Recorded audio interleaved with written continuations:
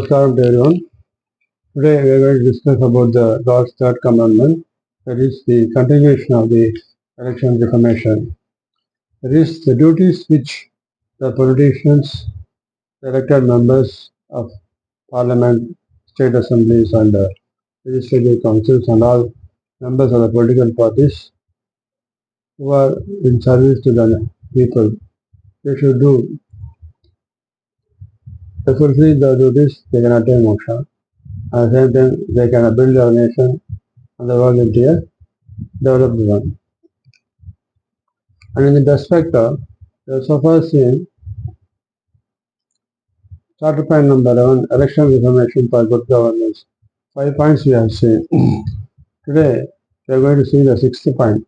This is called public governance reporting.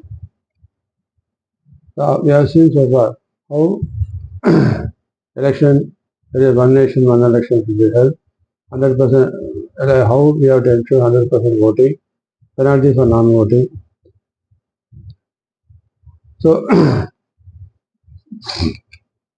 then the other points relating to there is public election fund we have seen and how election canvassing should be done. These are the possibilities where you can reduce the public government expenditure and the political party expenditure. So expenses part once having completely brought down. Now it is duty of the elected members to fulfill their duties and responsibilities of the people.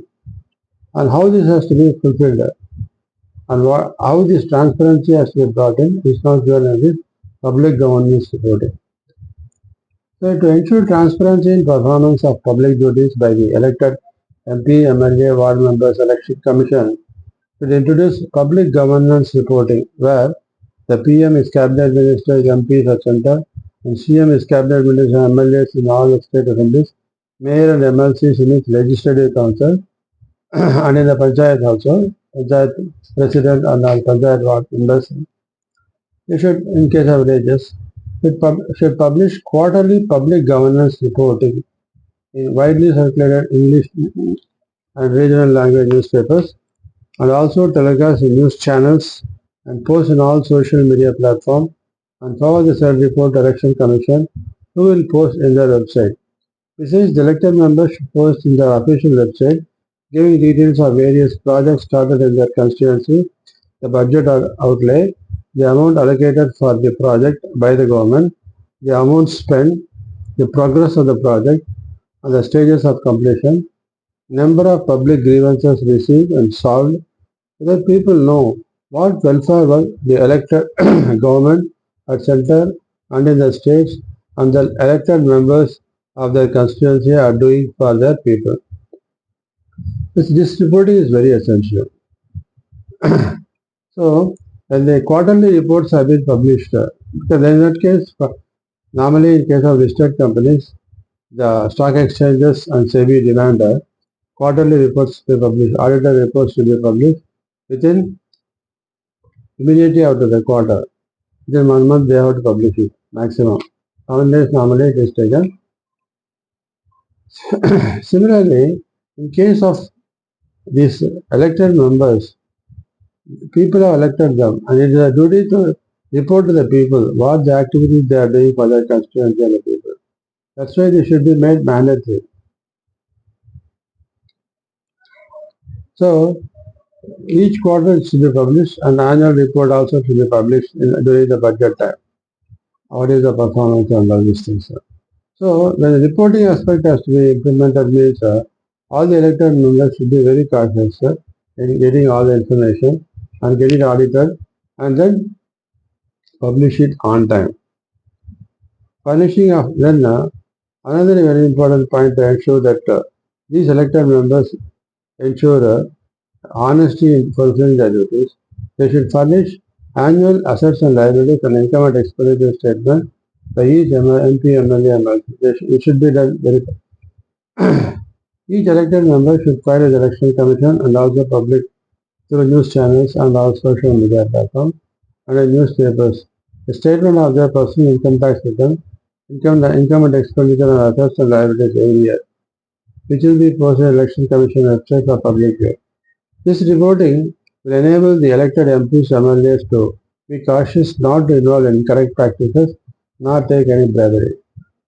Of course, they may disclose it, but they keep everything in the benami name, in somebody's name.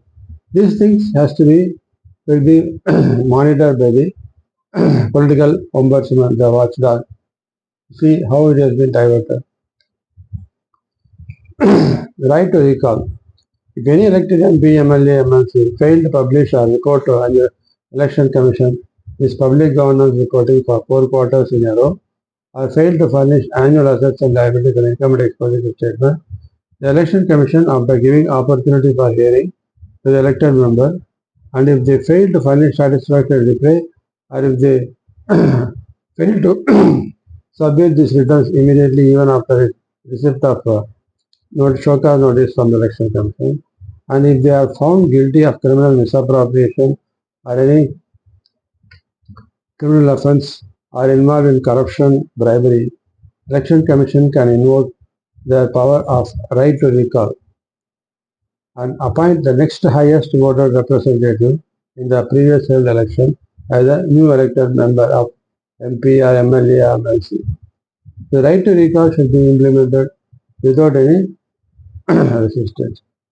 Of course, by giving a reasonable opportunity for the elected member to represent. If they fail to do, this has to be taken as a last resort. Then comes the monitoring mechanism, the watchdog, political watchdog, called political ombudsman. Election Commission should appoint an independent political ombudsman. A political watchdog monitoring committee should be formed, which should comprise of retired CBI, RA, police, defense officials, retired judges, media persons, social workers, NGOs, and public,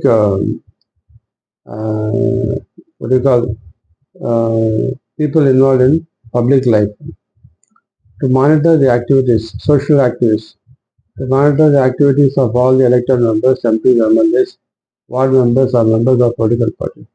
They should make a detailed analysis of what these people are doing, especially many people, political people, they say we don't have anything, but they will keep everything in their benami and they do money laundering, they hoard the money outside the country.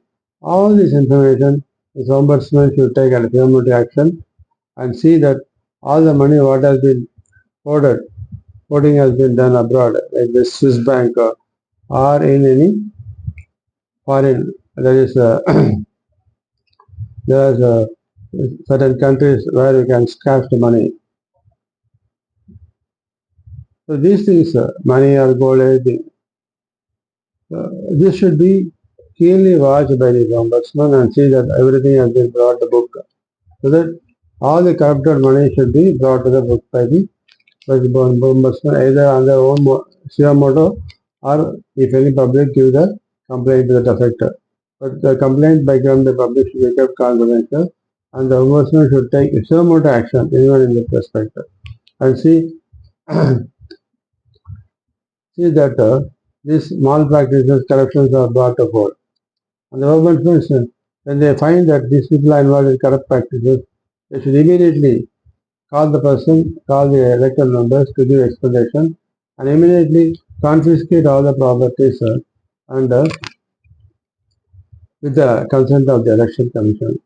So, the ombudsman report is to take criminal action and invoke right to recall the remove the elected members and MLCs and announce the next highest voting candidate in the last election as well in their places. The criminal misappropriation action should be taken at the same time right to recall should be removed from they become automatically their position becomes vacated once it is proved they are guilty of criminal misappropriation. And also for not fulfilling the election agenda of political reporting, governance reporting. These stringent steps will make the elected MPs, MLAs, MLCs not to involve in corrupt practices, but to do good service to the people and wholeheartedly contribute for building our nation into a developed India. These measures are not meant to doubt or create a fear or surveillance of the elected members, and not to punish them, but to make them to fulfill their macro family duties honestly, diligently, without involving any illegal or immoral activities or in corrupt practices, and thus build a nation into a developed India socially and spiritually to release their karmas, because once they fulfill their duties honestly, they release all their karmas fully and they can move in the path of Mukti. So there are so many people who are even with Jaranjeevis, like Mahatma Gandhi, Kamaraj, like these people. So they aren't involved in political activities, but they done real service to the nation. Because like people like that, each and every political person should aim to be like a Mahatma Gandhi or Kamaraj, not accumulate money and get caught out of. The corruption will not be any solution because it only adds karmas to you. Let us not add karmas, but release karmas by doing our duties to public and see that we build a nation into a developed India at the same time release and become a Chiranjeevi by doing our duties perfectly. Thank you.